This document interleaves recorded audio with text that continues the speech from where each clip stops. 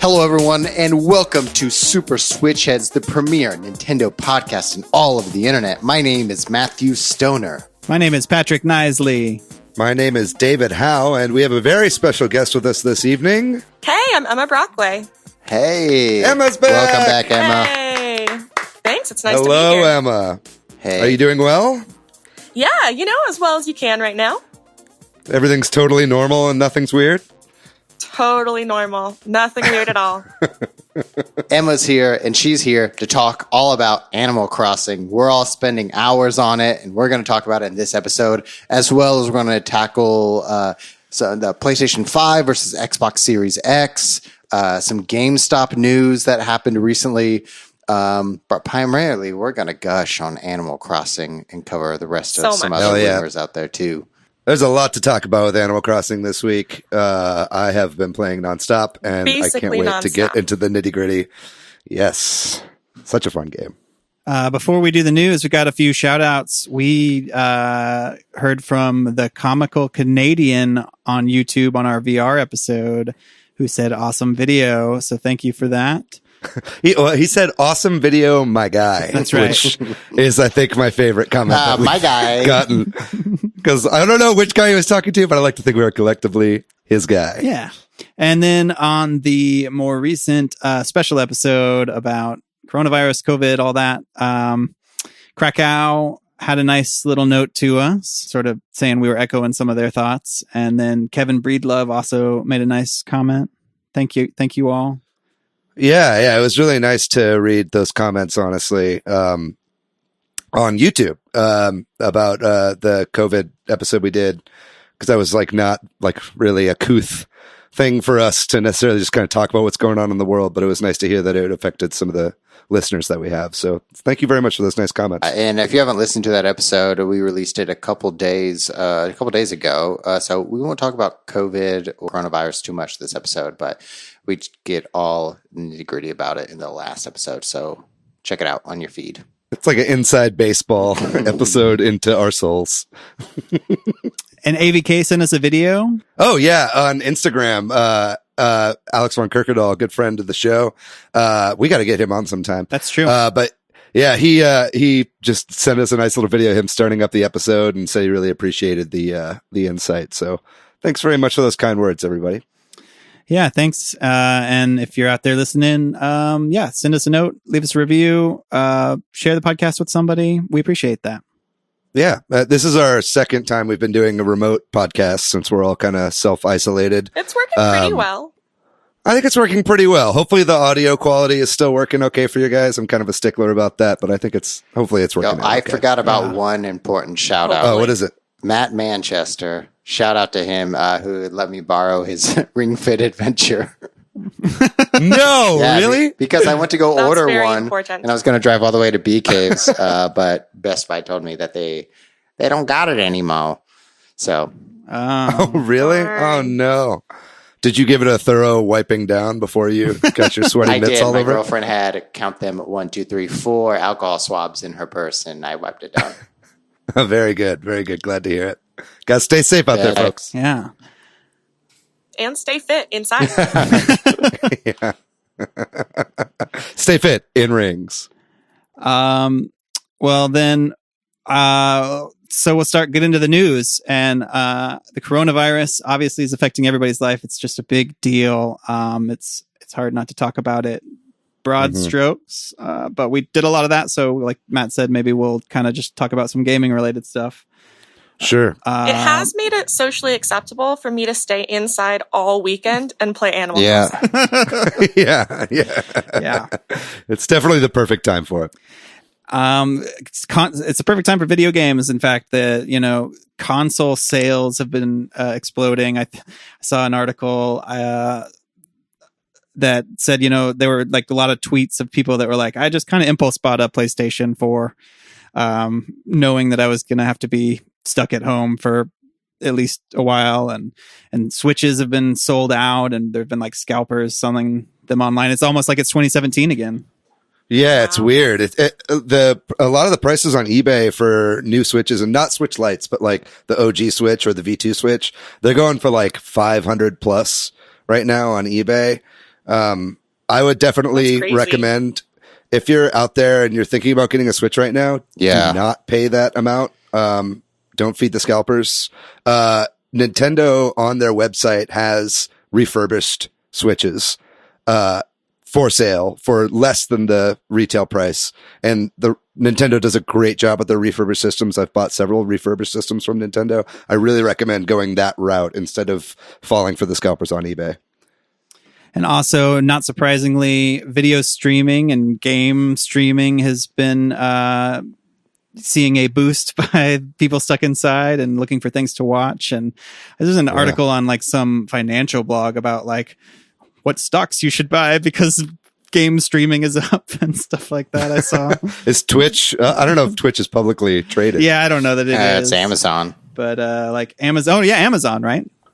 I guess so. Yeah. Yep. Too bad it's bundled with whatever's going on with Amazon right now. And Amazon is up. Is it really? Yeah. A ton of business right now. Yeah. Sold out of everything. It's the way to go. And then, of course, GameStop, like Matt said, was the sort of facepalm coronavirus news recently, where they were. Well, like I think just historically, there was an article came out like last year or something that GameStop employees complaining because they are so understaffed and their stores are filthy because they don't have time to clean because there's only one person working there and stuff like that. And so you think about that in this environment, and then so. They also were trying to be an essential business in a lot of places where there are like full shelter in place orders and stuff like that. And obviously that's hard to justify. Yeah, it's weird. I mean, I was reading a lot of like individual counties shelter in place rules and exactly what that means. Cause I was actually a little confused as to what the difference between just social distancing and shelter in place was. I guess one is voluntary and one is mandated. I guess that would be the main difference.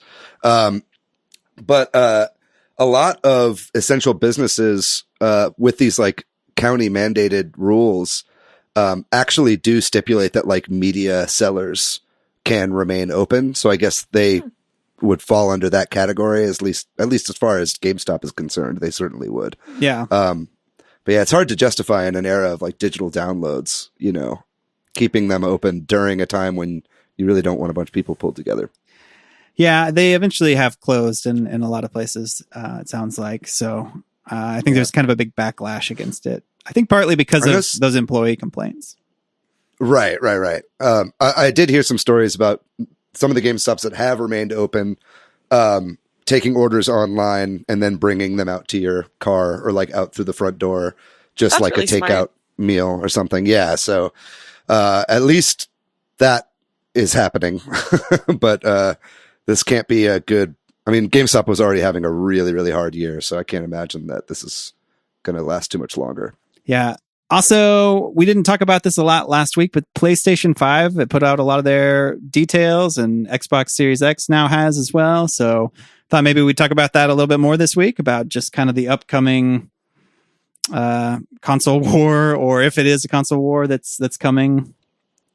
Yeah, I guess last episode, Xbox had already done their kind of big tech info dump with like a lot of YouTubers coming out.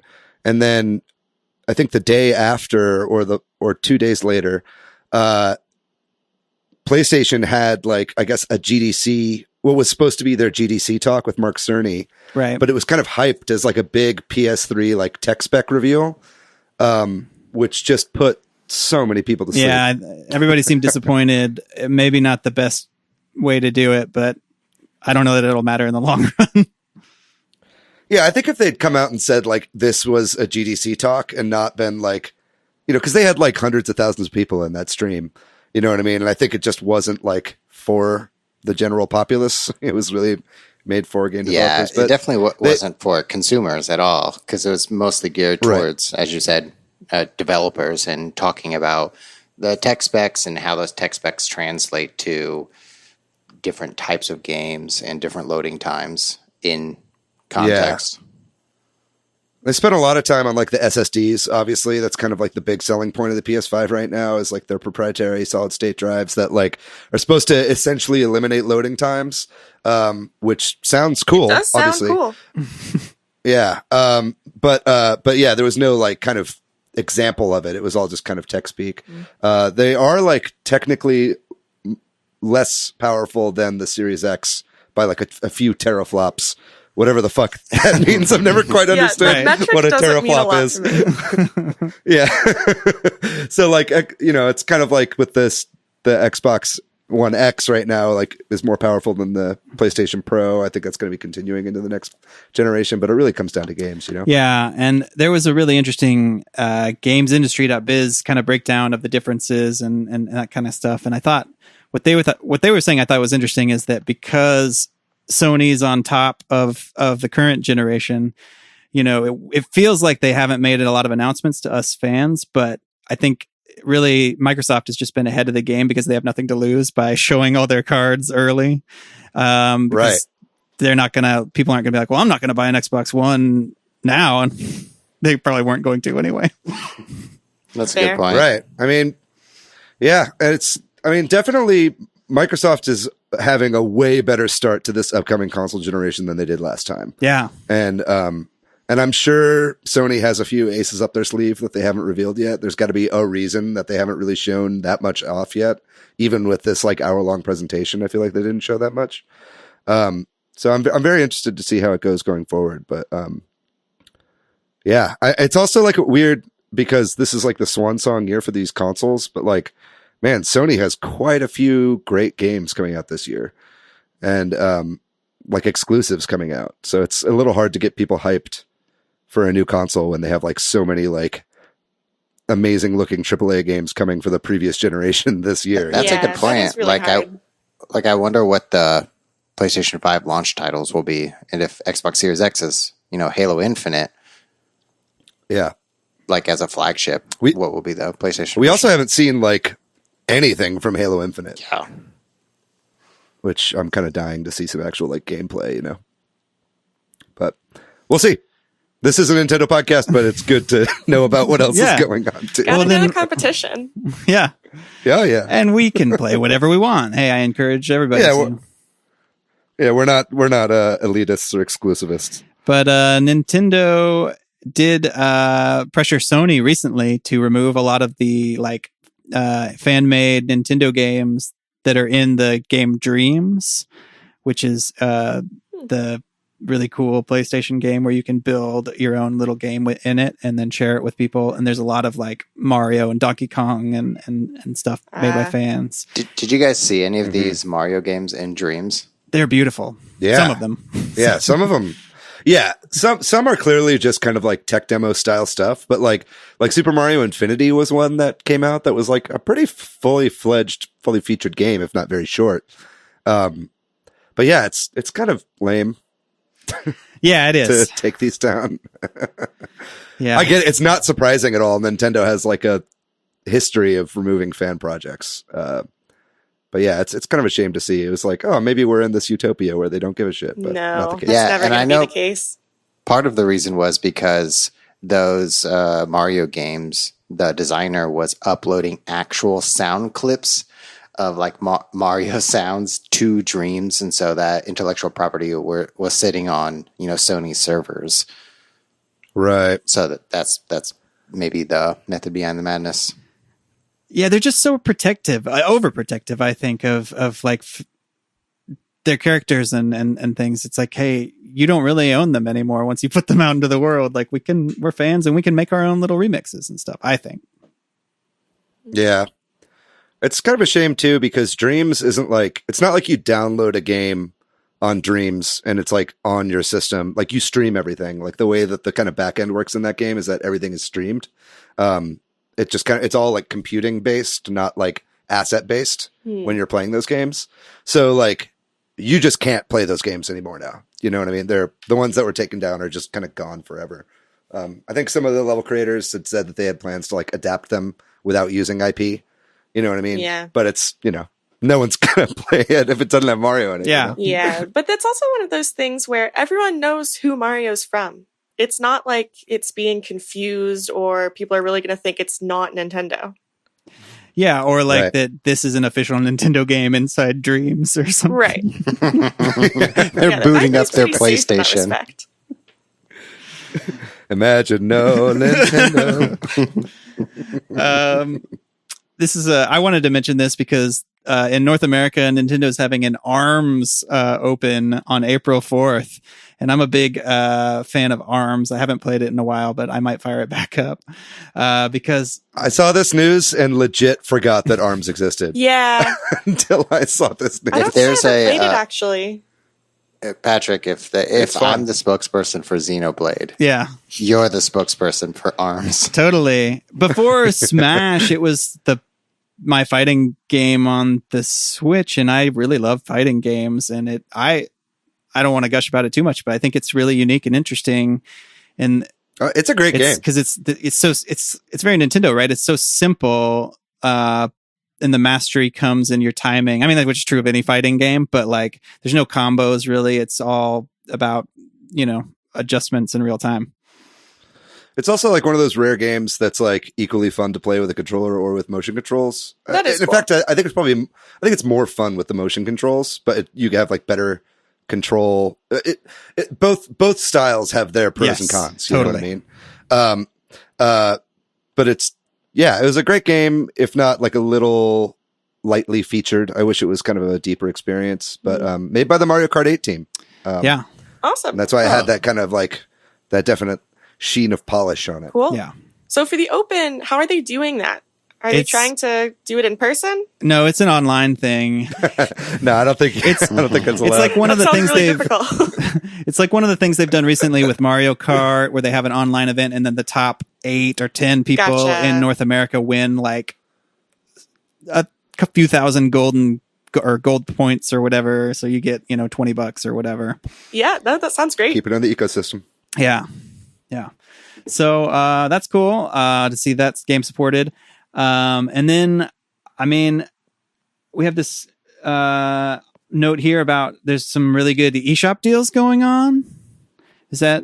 Oh yeah. Yeah. I mean, so like we'll get into a little bit of this like later in kind of the what we've been playing segment, but like there's been a lot of sales in the eShop because I mean, you have to imagine it's because a lot of these people are stuck at home and a lot of these publishers are trying to kind of take advantage of that, which is a good idea.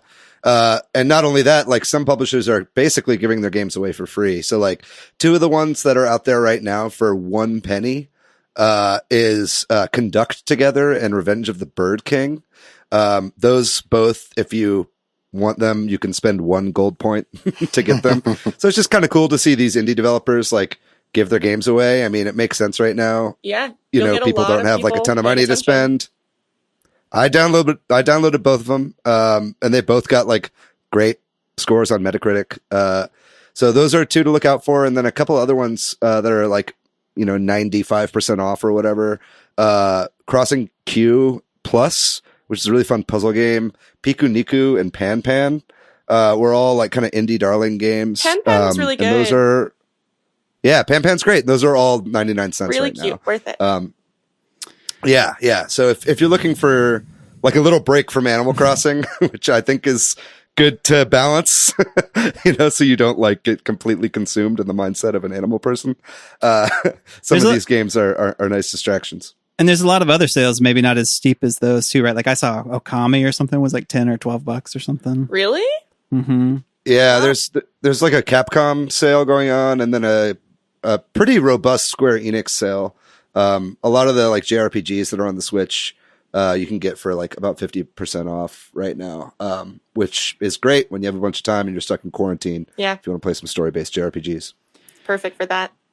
And then to round out the news, it's been kind of a light news week, but Animal Crossing released, and we'll talk about that more in a minute. But like the sales numbers for this are still kind of rolling out, but everything in terms of where it is on the charts, it's at least in the UK, it was number 1 above Doom, which released on the same day, which I feel like, given what's going on in the world, makes sense. It was the perfect time to sell this game. Yeah. Yeah. If you had to choose between something dark and and dystopian versus something to distract you. I choose distraction right now. But also the social aspect. I think Yes. so many people were like, oh, all my For friends sure. are buying this game and I'm stuck inside. I want to play online.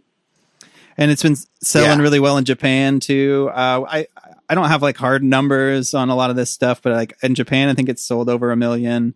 And we don't have much elsewhere in the world, but it just sounds like it's like a really big launch.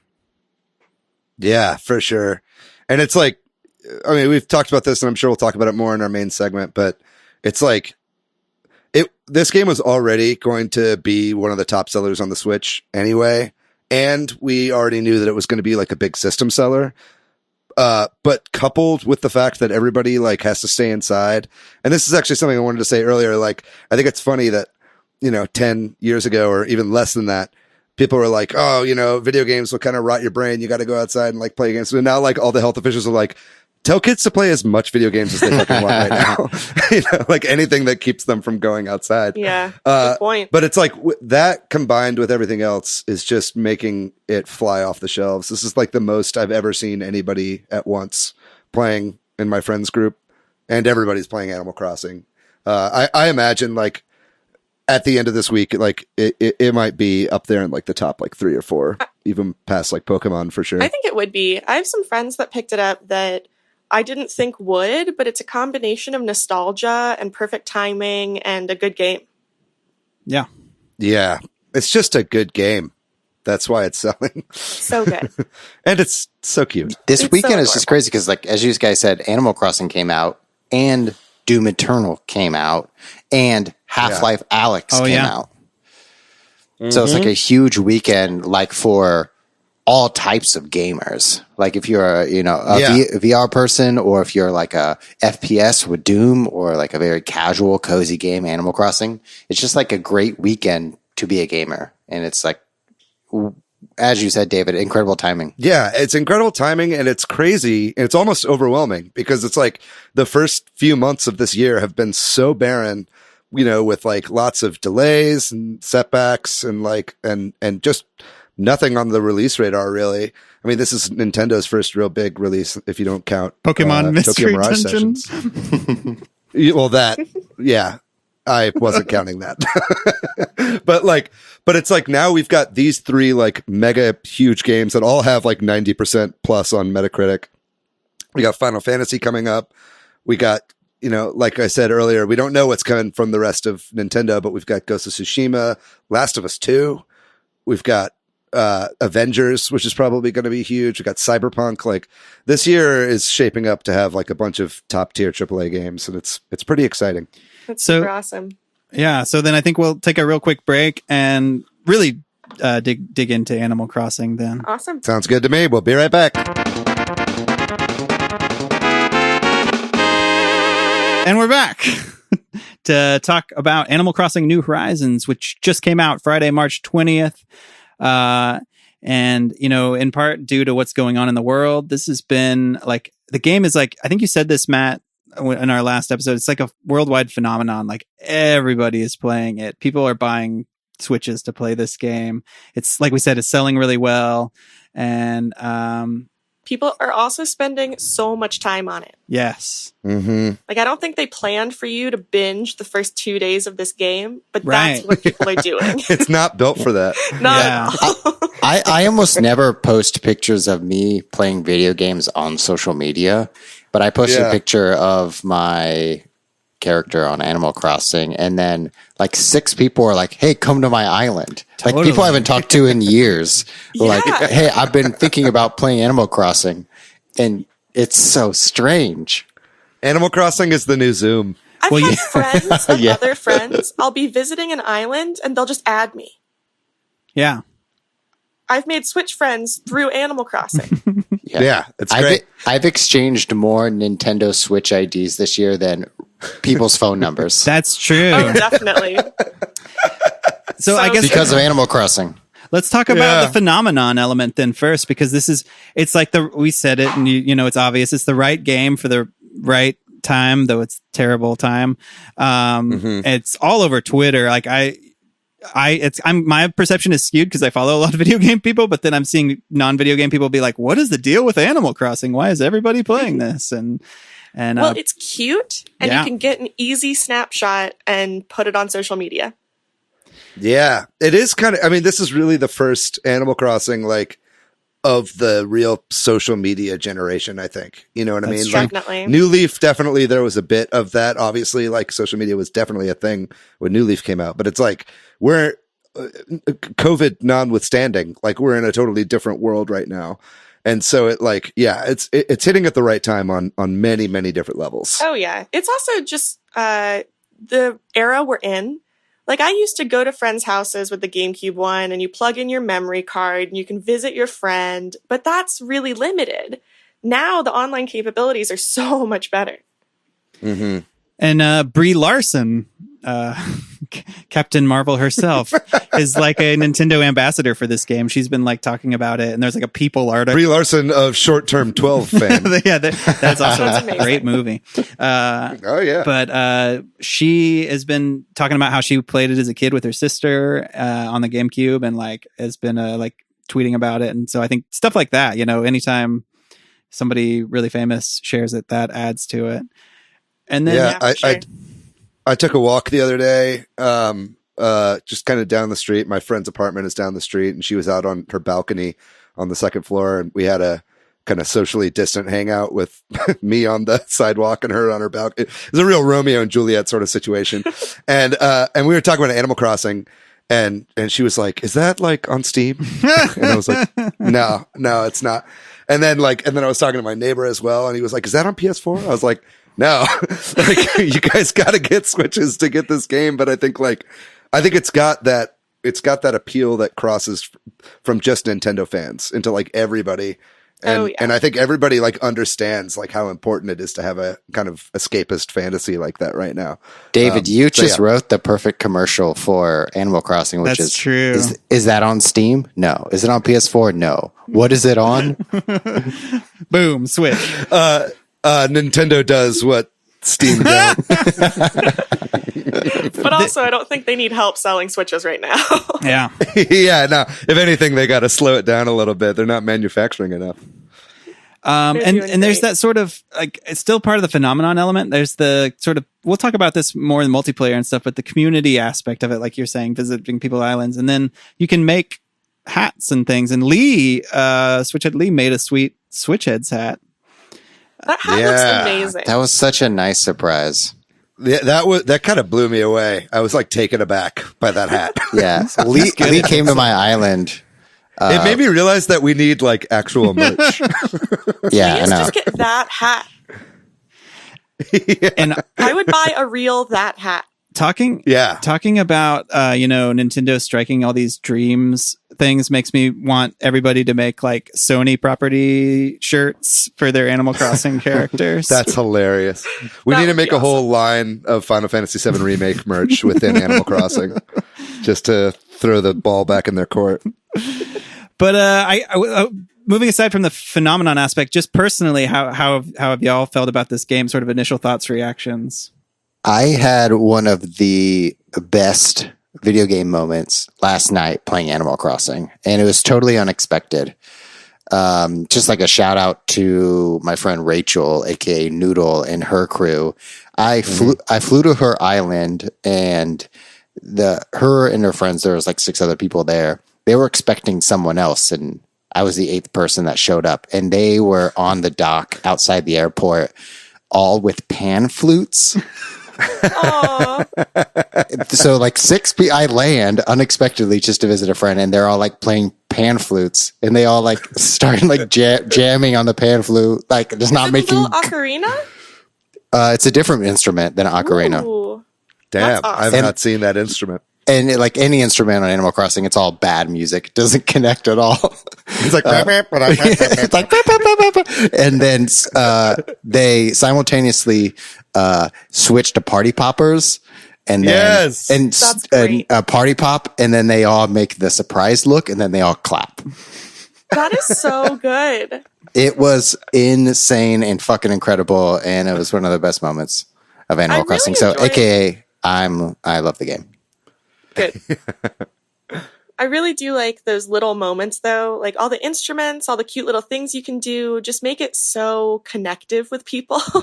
Yeah, I'm also loving this game. I've spent way too much time on it. A lot of my weekend, I tried to go back to work the past few days. But in general, it has met all of my expectations. Yeah. So you've played a lot of Animal Crossing games before this, right, Emma? Yeah, definitely. The GameCube game, literally me and my sister played every Saturday morning for a long time. Yeah. And that's back when we had to kick each other off of the GameCube to play instead of playing together like you can now. You catch those KK Slider concerts at night? Oh, yeah. Yeah. We also time traveled the shit out of that game. Yeah. Nice. Yeah, me personally, I never really played the GameCube game. And then really the one my sister did, she played the Wii version and the DS version quite a bit. So I was like familiar with it at that point. Yeah. But I knew like those kinds of games like weren't really my cup of tea. I'm historically more of a Doom Eternal guy than I am an Animal Crossing guy.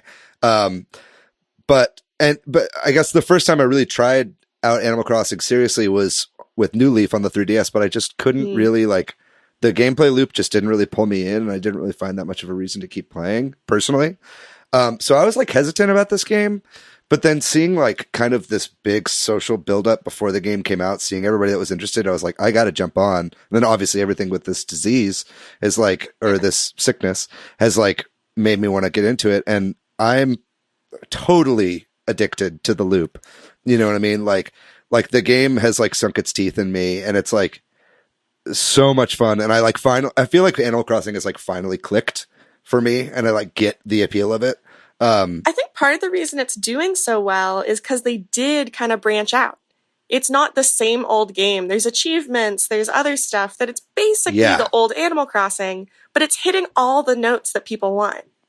Yeah, we could talk. Maybe we could talk about that. Some of the changes they made to the formula. The achievements thing is awesome. I think there's this feeling in this type of game of what should I do? Well, you just go look at your little Nook phone and do the next thing on one of the Nook Miles things. It's a total game changer. You know what I mean? Like, and it's like, and it's crazy too because it's like essentially like mobile game gotcha mechanics.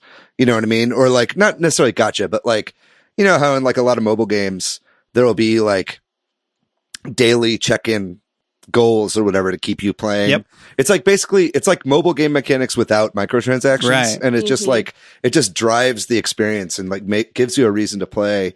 And then the multiple currencies thing as well.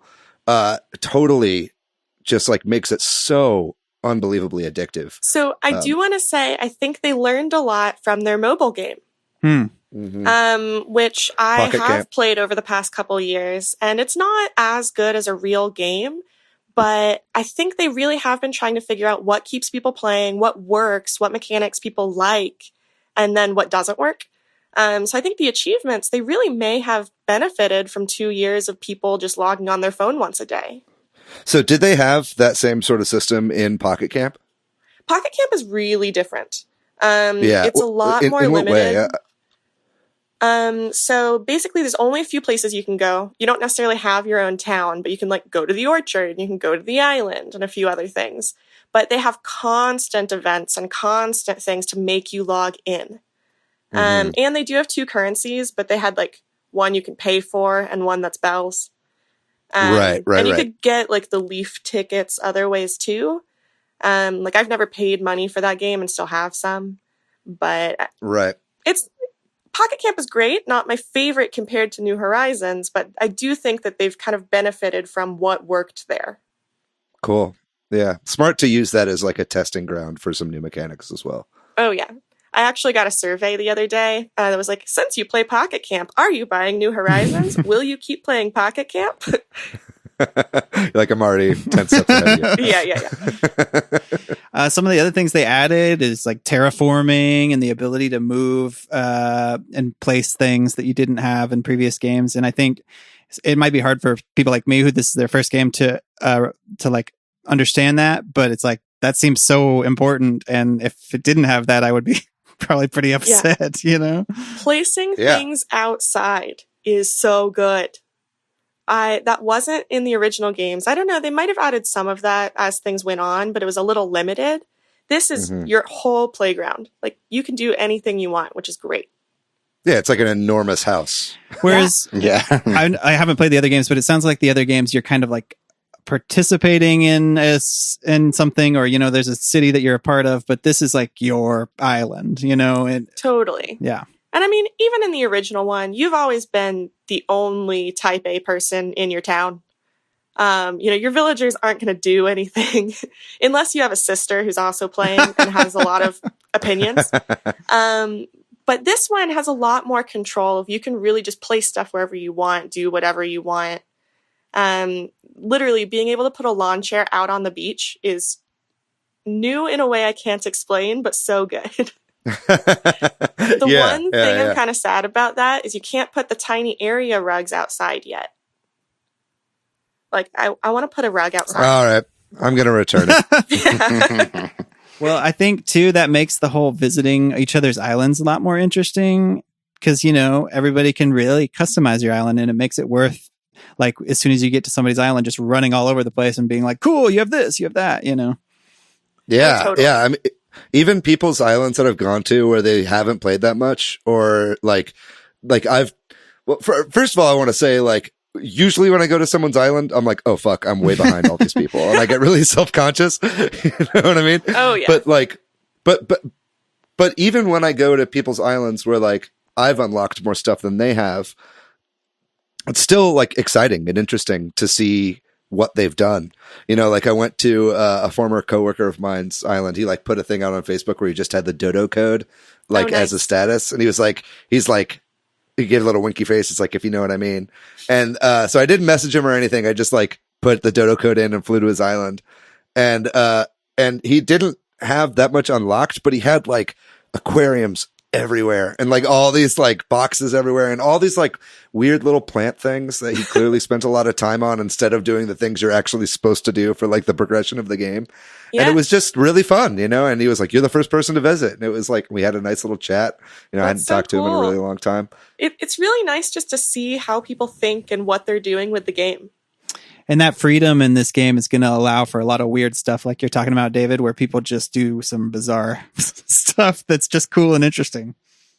Yeah. I'm interested in the like emergent gameplay mechanics that will come from the multiplayer in this game, because there really are no like hard gameplay mechanics in a classical sense in this game. You know what I mean? Like there's not like you could do like a race around the island or set up a course or whatever. Like I'm interested to see like what kind of classical gameplay mechanics come out of the online structure of this game. On the other hand, I like to just sit next to my friends and fish. Yeah. Yeah. Well, that too. Yeah.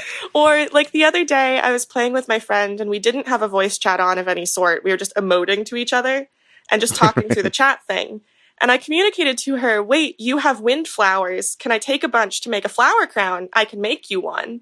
So we just ran around collecting flowers and getting excited about flower crowns. Like you don't have to do anything for this game to be fun. That's true. Well, there's so much to talk about, but I think we keep talking about it. So why don't we just really dig into the multiplayer? Because I think it's such a big part about why the game's a big phenomenon right now. And it may not have historically been a big part of the game, but it is now for multiple reasons. Definitely. My wife and my son have been playing it, and so we have been doing it in a lot of local multiplayer as well. Okay, cool. I'm curious to hear about that, honestly. How's that going? It's okay. I have some criticisms and we can get into that at some point, but it's really fun to share an island with them because they're not hardcore gamers. And in fact, my wife doesn't really like to play video games at all.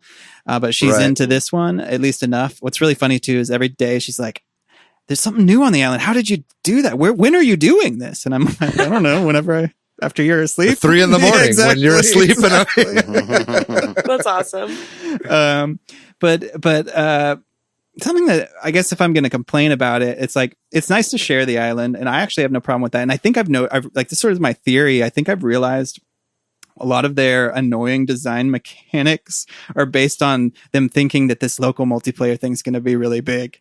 Because you can when you change who's the leader, it like changes whose account you're playing under. So like if I start the game, weird, and then my wife joins me, and then she changes to the leader and I leave, and when you exit the game, you're in her account. And I think it's weird. I wish they had just done all of this where it syncs online and you could have online islands, so you could do this if you wanted to, or have separate islands. It just is kind of dumb, but I see a lot of the decisions being made around this. And there's some quality of life issues. Like if you're not the leader and you're following somebody, and you pick up an item, you do that thing where you show it off everything you pick up. So if you pick up a weed, it's like, woohoo! And you have that animation. It's terrible. That is weird. It's like, I don't want this animation every time. And then all the stuff you pick up goes into the recycle box, which I actually kind of think is fine, instead of your inventory. Right. So there's just some weird stuff there, but it's fun to share it with somebody. If there's any gripes that I could find, it's just the UI. There's like a lot of menus that I have to click through. I wish I could craft multiple things at a time. Right. Yeah. I wish I could open up my island from the Nook phone and not go to the airport every time. Oh yeah. Yeah, that would be really nice. Long. Yeah, just and the dodo is like, he says so much shit. Like, yeah. Unfortunately, this is all pretty typical Nintendo quality of life stuff that they do this in every game where you're like, why do I have to spam A and re-go through all this dialogue to buy a second bone in Luigi's Mansion or whatever, you know? Yeah. It's interesting because like they've improved quality of life with this game from other Animal Crossing games. You know what I mean? Like, there is a lot of stuff that is more streamlined, but it still has that kind of downfall or whatever you want to call it. I mean, like the same kind of stuff that people complained about with like Skyward Sword. You know what I mean? The kind of like constant like hand holding or whatever. I mean, it makes a little bit more sense for this game, but like even when you go to the options from the main menu, it's like not like just an options thing that pops up. There's like dialogue from Tom Nook. And he's like, we're about to open some options. It's like, dude, I'm not even playing the game right now. That's a very Animal Crossing thing. Of course. It's part of the charm, right? Like, and it's not necessarily a bad thing. It's just not like very modern. Yeah. You know what I mean? Yeah. I think that my main complaint with the UI and interface stuff is, I wish that the like quick selection wheel was just available from the start. Like it's kind of gated behind Nook Miles. Yeah. And because of that, I got used to opening up the menu, pressing Y and going through everything in my pocket, so that even now that I have the quick access wheel, I always like default to opening up the menu, and it always takes more time, but it's just like already muscle memory because I was doing that before I unlocked it. You know what I mean? I caught myself doing that too. Yeah, it's annoying. Another complaint about local multiplayer is the button to do to like rotate your tool. Like, you know, if you have a net, but you want to hold your fishing pole or whatever, you know, when you're playing as the person in charge, it's the D-pad, right? Right. But it's X if you're a second player. And so weird. Like what reason there is for that, I do not know. You know, like why not have the same button? So yeah, the local multiplayer is interesting, and I haven't played around with it because currently I live alone and I'm not sharing my Switch with anyone. But the only thing I can compare it to was as a child, or not a child, but however young I was when the GameCube one was out. As a 3-year-old gal. Yeah, you know. The alternative was me and my sister watching at each other's game, arguing with what their decisions are, and then kicking them off as soon as possible. So, like, it's nice they're trying, and there's probably a ton they need to fix. Yeah. It just seems like Nintendo, like, very clearly and unabashedly, I feel like they kind of gimped the local in some, like when you play online and you go over to a friend's island, you know, if you're not a best friend, you're a little limited. But if you are a best friend, you can do do everything. anything. Yeah, it's just like you're playing single player essentially. And then with local, there's all these caveats. And then the one island per console has already caused issues for people that bought the game, planning on sharing it with their significant others or their children. And it's like, so clearly they're trying to get people to buy multiple copies of the game. Yeah. And multiple systems, one system per everything. Like that's clearly their intention. So it's just kind of a shame. Before I do want to talk about that, but before that, there's also, if you're playing local, you can't go both to another island. Which is kind of a bummer. So if you want to go visit a friend, you can't both go. Or vice versa. If like you want to come to my island, so my brother-in-law and his family all have the game on one Switch. They're all sharing an island, and we all do. And it's like, oh, we should all hang out, but then it's just one of us from each place coming together. And that's like Smash online with the arenas. You can't have multiple people. Man, that is so stupid. There's no reason. It's not like multiple connections. Yeah. No. But anyway. The multiple or the one island for one Switch thing does kind of bother me, but I see where they're coming from. And it is a little different because you used to just be able to have multiple memory cards and each memory card was an island. It just should be an option. Like a step down. It should just be an option. Yeah. It should definitely be an option. Have one family island, then each of you can have your own if you want it. Right. That feels kind of like a Super Mario Maker 2, like not being able to play with friends scenario. Yes. I don't think that there's been as much like fan backlash like there was with that, but it would be great to see them patch something like that in the future. But they seem pretty steadfast about it, so I doubt it would happen. I am realizing though that with one person on an island, I have so much space. The island is huge with only one person. Because they intend you to put more houses than there actually are. Right. I'm still waiting on other villagers to come to my island. I've got like 2 that have confirmed, but I'm waiting on, on some people to actually show up. Yeah. Are you able to build the plots for houses with only 2, or do you need that third? I think I need the third. I don't know. I haven't really played that much today because I was like working today, and then I was watching that show Tiger King. Very important. But yeah, I need to see about that. I did build a bridge though. Nice. So it's very soon that I'll be able to start building new houses. But. Yeah, awesome. And we've already talked about it. Sorry, go ahead.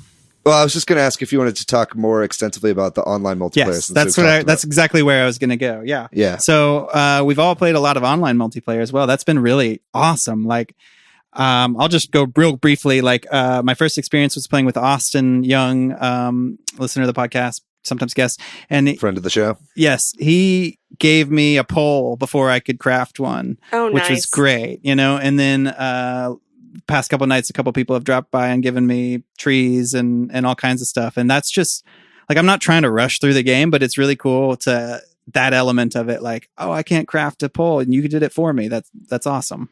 Yeah. It's nice to be able to craft stuff for other people. And if they visit your island, they can get the DIY recipes. Cool. So you can just go buy a pole recipe before you're supposed to have one. Yeah, that's really nice. I think shout out to Amir. Amir gave me like a bunch of iron and a ladder when it was like really clutch when I really needed one. That's really good. Amir's been very giving. I wrote him Amir's been grinding. I think he's like he like had that picture with all the spiders or whatever. Did you? Yeah, he went to like Tarantula Island and loaded up. And he came by and dropped me off some stuff too. It's awesome. What about y'all? What's y'all's online multiplayer experience? I think like from, just bringing up Amir going to Tarantula Island, there's an aspect of Animal Crossing that I didn't expect to happen as a gamer. Like, I'm not Googling anything or like looking up information or trying to min-max the game. I'm just allowing myself to enjoy the game as it comes. So it's like, Amir saying that there's a spider island, and my response is like, oh, of course there's an island that comes up randomly full of spiders. And just like different special elements, the way that this game has online multiplayer, that you can give stuff to people. I feel very like generous, and people are generous with their stuff. People Not have me, been so man. I'm a nice. fucking hoarder. Oh, well. But even then, at the beginning, people are like, hey, come over. You can take any fruit you want. It is a very giving, kind of friendship-y game. Yeah. Right. The only aspect where I don't want to be friendship-y is I don't want to give everyone best friend rights because I want to trust that they're not going to destroy all my trees. It's like MySpace all over again. You really have to pick. Oh, yeah. Do you trust your friends? Yeah. Who's my top 8 or whatever? The online player thing is really nice, though, because there have been times where I've gone over to a friend's island and then another friend just shows up. And I didn't know they were coming, but then we're all on a voice chat together and, doing something silly in this cute game. Yeah. That's really nice. There are, going back to some quality of life issues with the game, like whenever anybody shows up, like it pauses the game for like a minute. Yeah. Or something like that while you're like watching, and it's not even like watching them fly in, it's like watching like a JPEG basically flash. It's like, that's kind of annoying. And also like, I have had some of those dreaded communication errors, when playing online. Really? Especially, cause it's like, you'll watch like, especially if you got like a bunch of people, you'll watch like 5 separate like little JPEGs flashing every time somebody comes in. And that's like a whole 5 to 6 minutes that you're like waiting for everybody to show up. And then as soon as the last person shows up, everybody gets booted. And it's just like, that's really frustrating. I was watching a stream today. Game Explained did a stream for their like 10-year anniversary. And they finally, as soon as they got 8 people onto the island, it all crashed. And they're like, all right, well, we'll just play Smash. Oh, man. I guess I haven't run into any crashes yet, but I haven't had 8 whole people on an island yet. Yeah.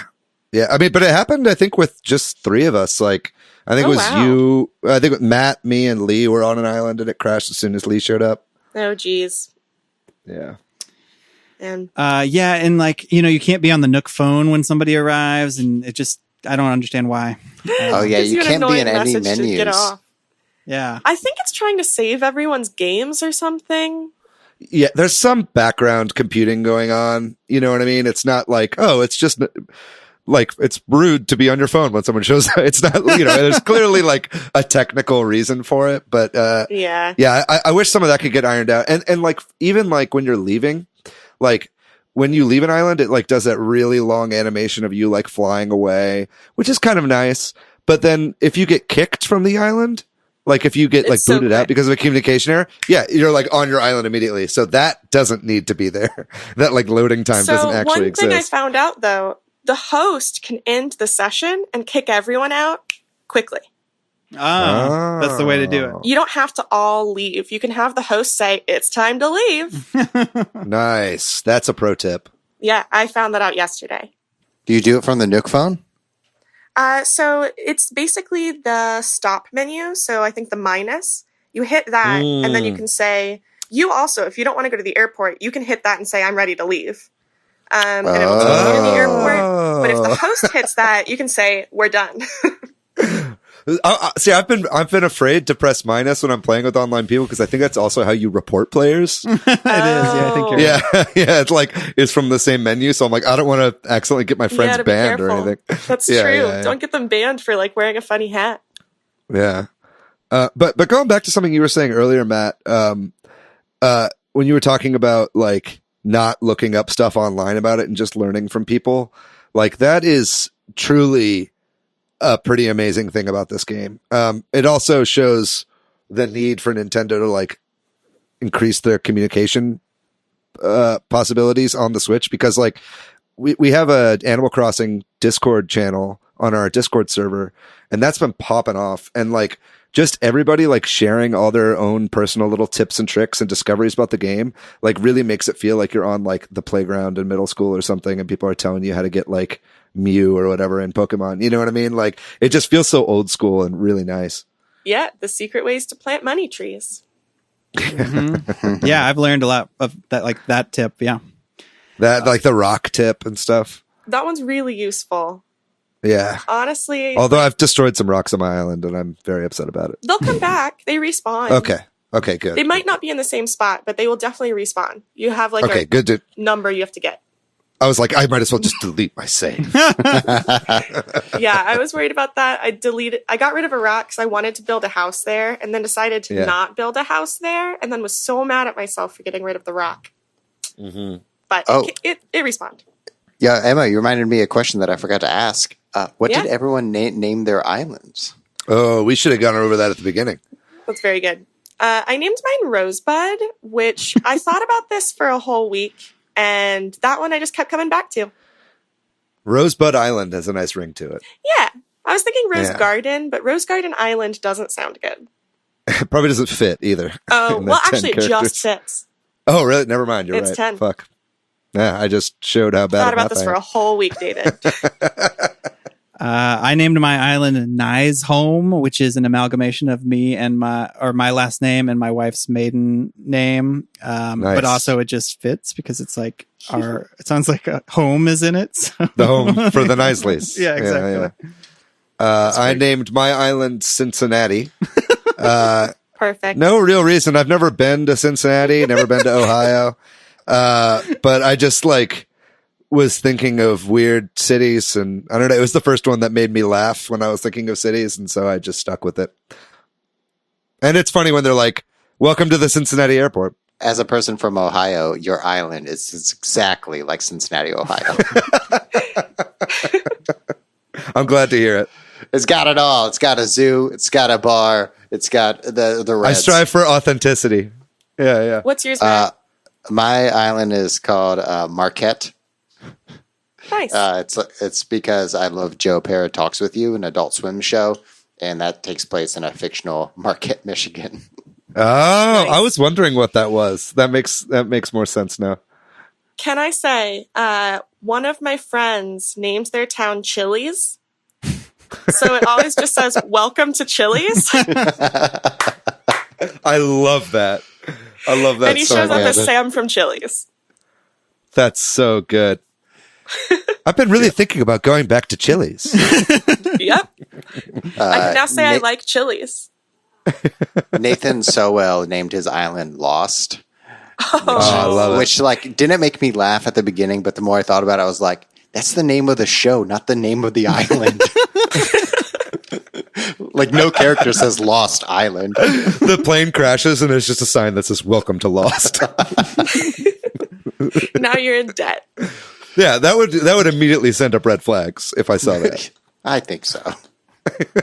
Oh, I guess I am curious for people that haven't played the game before. How are you feeling being constantly in debt to a raccoon? It's whenever, because I just did my home expansion to the kind of second size that you get before you add on any rooms or anything. Yeah. And I was like, oh, that's going to be 200,000 fucking bells. That's a lot. It definitely feels like you're drowning a little bit, but but there are so many ways to earn money in the game. And especially now that I have my shop open, I've just been crafting the hot item of the day or whatever, and getting a bunch of money that way.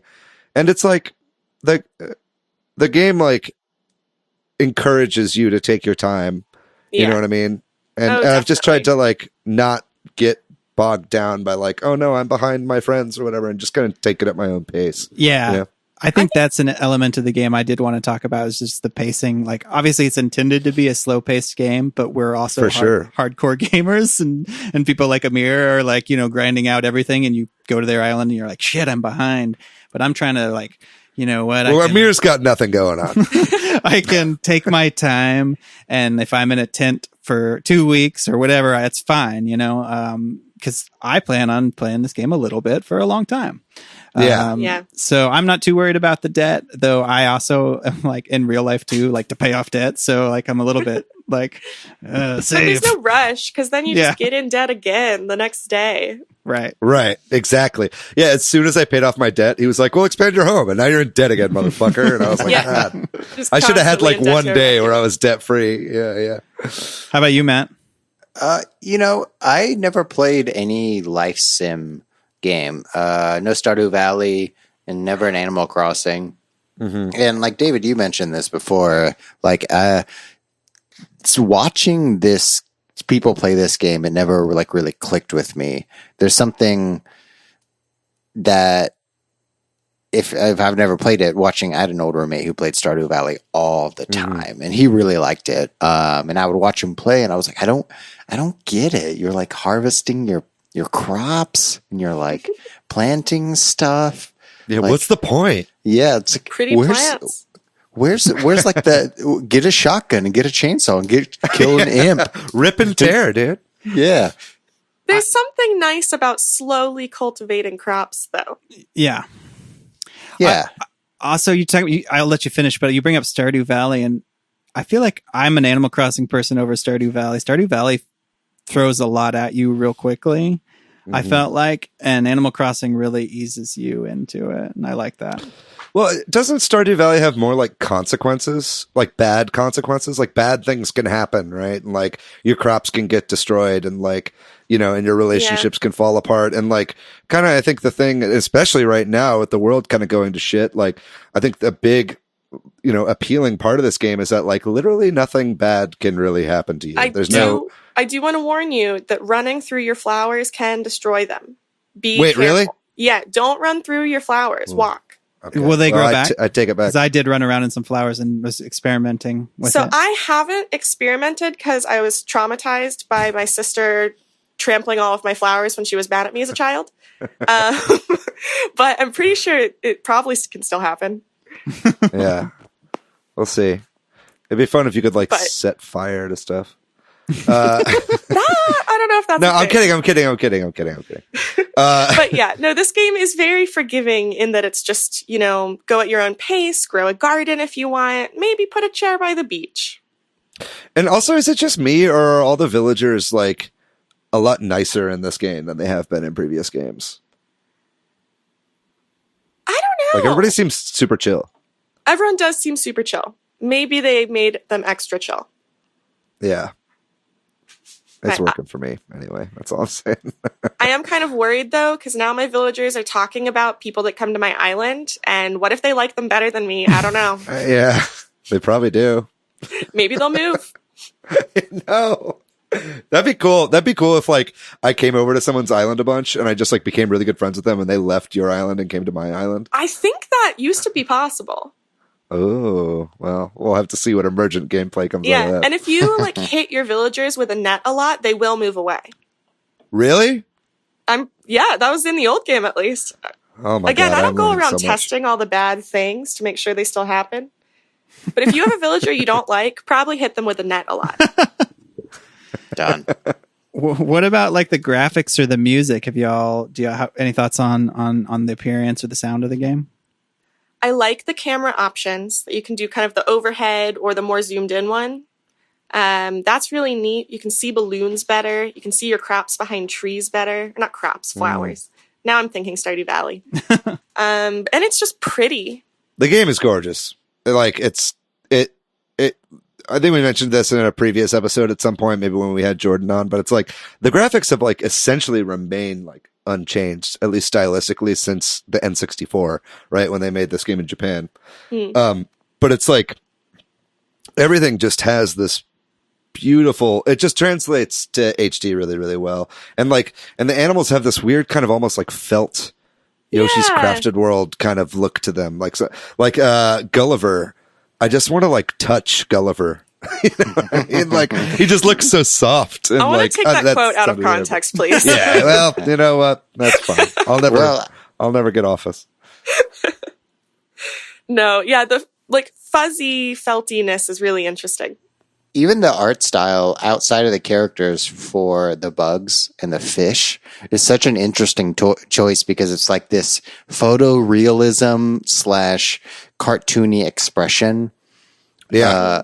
And it fits in really well with the art style of Animal Crossing being very colorful, but they're like different, but it feels true to this world. Well, it's like the animal villagers are like pretend creatures, like anthropomorphic animals, but then like insects, birds, and fish are like real animals. You know what I mean? So I think it's that dichotomy kind of is why they did it that way. Yeah. Because it'd be weird if the fish you would feel bad fishing the fish if they had like fun faces. You know what I mean? It's the age-old question: if Pluto is a dog, what is Goofy? Right. Oh, Right. yeah. Exactly. Can we talk about that museum though? Yeah, I was going to bring that up. It looks so nice. The different rooms, That looks all the photorealistic. different areas. It's beautiful. They spent so much work on that museum. Yeah. I don't have a museum yet. Yeah. I just unlocked it today, so I just walked around. It's mostly empty, but it's like, yeah, It's so pretty. The reflection on the floor and the light. It's like this low light kind of thing. There's a place where you can walk behind one of the tanks and put your face in a porthole and see all the Yeah. fish going by. It's so cool. It's so nice. Yeah, it haven't really seen makes me that want to yet. fill it out. I think the game is gorgeous, and then the music it's Animal Crossing music. You know what Yeah. I mean? It's like Animal Crossing music has always been great. It's always been like this kind of lo-fi MIDI, you know, like weird vocal sample stuff that they do really, really well, and that has remained exactly the same. If there's one thing I hoped they didn't change about this game, it was the music, and they have not, and so that makes me very happy.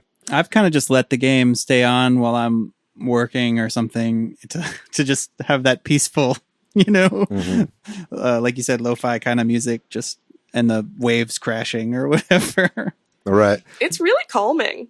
Yeah. Very calming. And I'm the kind of guy that likes to like put on a podcast or a show while I'm playing games.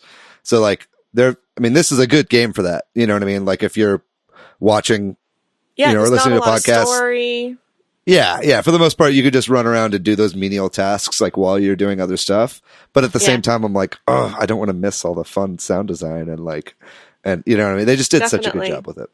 I really do like, nothing necessarily prompted this, but the mystery islands are really cool. Because when you finish your menial tasks for the day, you can just hop over to a random other island to mine. Yeah, and just totally strip it bare of its resources and destroy the planet. and Take come all back. the flowers. Run over Take those all the flowers. flowers, take the Well, trees, Yeah, take the just take all their fruit. stuff. Yeah, and the dodo bird is like, we're not coming back here. We never come back. He is intense. He's got a really low voice. You're like, this dude has seen war. Oh, yeah. Are you sure you got everything? Because we're not coming back. We're torching this fucker when we leave. He probably is when you're not looking. Yeah, right? Is there, are we thinking that we should move on? I mean, is there anything else, any other things we haven't hit on the game y'all want to make sure we talk about? Who are your villagers? Yeah. Oh, that's a good question. Who are your villagers? I have Charlize and Cody. Okay. Oh, that sounds nice. What kind of Sea animals Island. are those? Cody, I feel like they're both bears. Is You that not feel clear? like? I'm looking right now because I know that Charlize is a bear, but what is Cody? I'm talking to him right now. Why He's you like look- a fucking bear.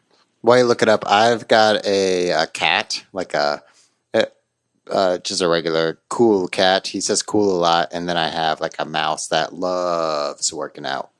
Awesome. I think everybody starts with one fitness animal. Yeah. I think Yeah. so. One of my bears Yeah. is really into fitness too. Antonio is an aardvark, and he loves to work out, and he lives on my island. And then I also have Phoebe, who is a very colorful bird of some nature. I don't know exactly what kind of bird Ooh. she is. Maybe like maybe kind of like what are the ones that bury their heads in the sand? Ostrich? Yes, I think she's like a colorful, fun ostrich, potentially. Yeah. Both of my villagers are bears. I just confirmed. Awesome. Nice. Good job. What about you, Emma? I have Mira, who's like a little rabbit or something, but she's decked out in a superhero outfit. And then Buck is my workout friend. And I just got a lion named Rex. I'm going to get a cat named Oosh. I should remember her name. She's coming tomorrow, I think. Yeah. It's cool that everybody has different stuff too, because it just like increases the stuff that you can talk about with your friends. Yeah. Oh, And, like definitely. the variety you see when you visit your friends' islands. Yeah. Oh, on that note, though, a tip I recently learned that I want to tell everyone. Whenever you visit people's islands after they build houses, check out their neighbors because one of them will always be doing a DIY project and teach you something. Oh, that's Very a good good. tip. So just go into their houses, you mean? Yeah, Or like, one of them will be at a workbench working on something and will teach you. awesome. Cool. That's good to know. Yeah, we probably all like recently are unlocking that because I think it only happens now that they have houses. Yeah, yeah. And I bet that's also some of what they're doing in the background whenever they're like showing the approaching animation. They're probably like moving villagers around on the island. Oh, yeah, that makes sense. That does make sense. Good call. I guess just overall, like, I'm very surprised by this game. I think, like, I knew it was going to be like a good Animal Crossing game. You know what I mean? Because everything we've seen about it, like, showed that it was kind of like, I mean, this, you don't want to really make this comparison with everything, but kind of the Breath of the Wildification of like all the Nintendo franchises that's going on the Switch right now. Like, this definitely is like the ultimate version of Animal Crossing. But not only that, like, it just is a fun game, you know, like, and I think it's definitely the most fun Animal Crossing game I've played. And like, and I've just kept wanting to go back to it. And us talking about this right now, like as soon as we're done, I'm gonna go play. Yeah. I was just Especially playing. since we're Well, in Yeah, my like, I was actually wondering, can we stop recording this so I can play Animal Crossing? No. We gotta finish. We're close. Yeah. Yeah. No, but I think part of what made it so great is because so many people did join in the experience. Yep. You know, Exactly. all of my Yeah. friends are doing it, whether or not I thought they were going to get it. My friend that we've been talking about it for 2 years loves it, and my friend that decided the day before to buy it loves it. It's great. And it also did meet my expectations. Like, I was It kind did. of worried. Like, there's so much hype and so little information that Yeah. I was worried that it wouldn't be amazing, but it is. It is successful in the same way that the Switch is more successful than the Wii U. You know what I mean? Like, I loved the Wii U, but like none of my friends had one, so I couldn't really have social experiences on that. But like so many of my friends have Switches. And so like, because there's that player base, it just makes it that much more interesting and fun. Yeah. Half-Life Alyx came out yesterday, and I've played 0 hours of Half-Life Alyx. I was going to ask. Yeah, no, not at all. I've just been playing Animal Crossing, and I'll probably wait to play Half-Life Alyx for a little while until same reason- I feel satisfied with Animal Crossing. It's just like there's a lot of shitty things going on, and I don't know that I want to be in a pretend world where there's a lot of shitty things going on. That's very true. I want to play Half-Life Alyx real bad. I don't have a setup for it right now, and I'm like, God, every time I see any footage of Half-Life Alyx, I'm like, dude, I need that right now. So we'll see. I'm gonna try to abstain from building a new gaming PC just for Half-Life Alyx. Cool. Well, we all love Animal Crossing New Horizons, and I do think that it would be cool if we check back in on Animal Crossing at some point in the future on this podcast, because I just wanted to say that like the like reviewers for this game like had the game for like 3 weeks before the reviews came out, and they've been playing it like consistently, and like Nintendo did that on purpose. Like, it's kind of hard for us to really talk about the game in full because it's such an ongoing long experience. So I'd love to check back in maybe a month or so and like kind of like see where we're at with the game, because I feel like it will have grown and done so much different stuff by that point. and all the events that might happen and that kind of thing, and sort of their Yeah, on that note, with what they've been doing with the mobile game stuff and just the old games, they're going to have seasonal events out the wazoo. They're going to make you want to pick it back up in October for a Halloween event, you know? Yeah. Cannot wait. Can't wait for Bunny Day. To come back. Yeah. All right. Anyway, sorry. That's all I wanted to say. That's great. Then, on that note, we love the game, and we could talk about it forever, but we're going to move on and we'll take a quick break and talk about what we've been playing recently. And we're back, and this is the part of the show where we discuss all the video games we've been playing recently, which for me is mostly Animal Crossing. Yeah, you go ahead and start us off. You been playing anything else other than Animal Crossing? A little bit. With all of us stuck in the house, we've been playing some Ring Fit Adventure because it's been rainy here. My kid has been playing it as well. I've switched back to a little Smash Ultimate here and then. And I haven't fired this game up in a while, but I played with you, David, online a little bit of Mario Kart 8 this past weekend. Yeah. I think, Animal Crossing has obviously been dominating things, but everybody just wants to be together online. And so you said we were playing that, and I was like, yeah, sure. You know? That's awesome. Yeah, I've definitely been feeling some peer pressure to open up my island to other people. I have 15 friends online right now, and all 15 of them are playing Animal Crossing. That's so good. What about you, Matt? You been playing anything other than Animal Crossing? Only Animal Crossing, and then shout out to Chris McKeever and two kids in a big coat. David and I, you and I sat with them on their live stream on Twitch. And got to play some Super Mario Maker 2. And so that was fun that was the first time that I did 4-player multiplayer online. It actually worked pretty well. Like the lag wasn't too bad. Yeah, it wasn't bad at all. And then when it did have a lag spike, it like paused for 3 or 4 seconds, and then it was totally fine. Yeah. It would have those instances. Man, we probably should have talked about that at the beginning of the show. That was a blast, by the way. If you want to check that out, go to the Two Kids in a Big Coat Twitch channel. And they have it as one of their previous broadcasts. I had so much fun playing on that stream. Yeah, me too. There was that. I learned so much. I didn't know that you could play downloaded user levels with multiplayer. Mm-hmm. Like that process was totally new to me. But I had a good time. And I've been playing nothing but Animal Crossing. That's it. Yeah. I'll go next. I have made really bad decisions this week and just bought a shit ton of games. They were all incredibly cheap. Like I was talking about some of those eShop sales. I've picked up pretty much all those games. So David, that's every week. Yeah, I know. But I too have been playing some Ring Fit Adventure to try to stay kind of active while I'm staying inside. But I got Doom 64 because that released for the Switch and other platforms alongside Doom Eternal. So that's the Doom that I've been playing this past weekend. And Doom 64 is an awesome game. It's really, really good, and it's very weird. It's a weird Doom game. It's way more like puzzle centric. The levels are a lot more head scratchers than just constant action like Doom 1 and 2. It feels so much more like Doom 3 than Doom 3 does. You know what I mean? As a sequel to the first two Dooms. But yeah, it doesn't have it doesn't have the kind of metal soundtrack that the first two games has. It goes for a more atmospheric kind of eerie thing. So it's a very strange game, but really, really good. And I really recommend checking it out. It's only $5 on the eShop, and it'll probably go on sale for $1.50 like the other ones did pretty soon. Other than that, I grabbed that game Crossing Q Plus. Crossing Plus, I guess you would call it. Not Animal Crossing Plus, just Crossing Plus.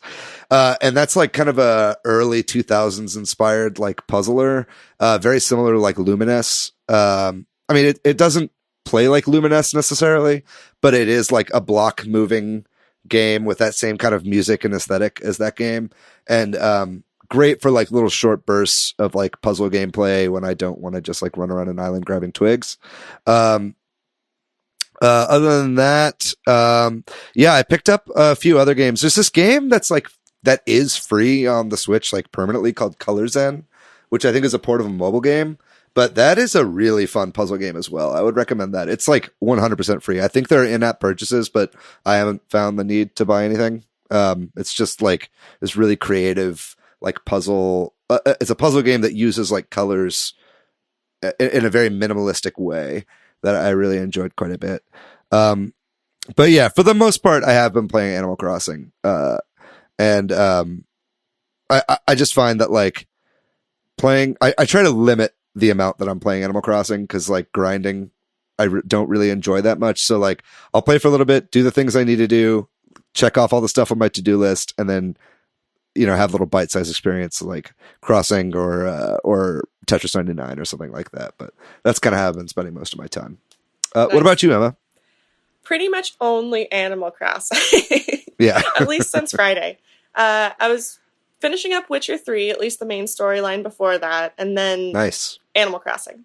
I'm about to get some new villages. I've got a second room now. I've got the museum. Big time. I think if I grind a shit ton today and tomorrow, I can probably pay off my second or third part of the loan. Who knows? Oh my God. How big is that third loan? So I only have the second room right now. Okay, right. I'll let you know in a day. Very good. Yeah, I'm very interested. Probably about the same size, I would bet. Well, that's great. I'm interested to hear from people that have been playing Doom Eternal. Cause like that game, as far as I understand, like it's incredible. Like everything I've been hearing about that game is that it works really, really well. So if you've been playing Doom Eternal instead of Animal Crossing, please leave a comment below and let us know what your experience is. Cause I am still very interested in that game. Cool. Thanks, Emma, so much for doing the show. Really appreciate it. Happy to be here. Yeah, that was a blast. Thanks, Emma. Thanks to everybody for listening. Thanks, Corduroy, for doing our music. Sorry to Chris McKeever. We have not played Disney Tsum Tsum Festival yet. If you want to find... You would think we would. Yeah, I know. It's been a while. We will when we're out of quarantine. Yeah. If you want to find me online, I am PDYX. You can find me on Twitter, Matthew, MATHYOU. I'm pretty much everywhere on the internet as @MonolithFiji. And what about you, Emma? Most places just Emma, unless that's already chosen. Okay, cool. Yeah. So that's like a Google I'm feeling lucky sort of situation. Oh, totally. I like Discord and most things. I at least make the display just say Emma. So very good. Awesome. Well, if you want to find our show on social media, on Twitter, we are @Switch Headz. On Facebook and Instagram, we are @Super Switch Headz. Make sure you join our Facebook group. We just hit 300 members today, which is kind of a pretty big milestone. Yeah, and so that's exciting. A lot of people joining because of Animal Crossing, probably also because they can't meet with people in real life anymore, so now they have to meet with people on the internet. But join our Discord. It's always popping off, especially now with Animal Crossing. Very excited for whatever next week's episode is going to be. Was really hoping that we get a direct announce today. Didn't quite happen, but just keep doing your satanic chants and maybe it'll come up. Amen. Folks, thank you so much for... amen. I agree. Thank you so much for listening to this episode. We hope you're having a great time with Animal Crossing. If you are, leave a comment. Tell us about the crazy stuff you're doing in your town. Share some screenshots with us. I'd love to see what's going on. Other than that, folks, we love you very much. Keep washing your hands. Stay safe. We'll see you next week. Bye-bye.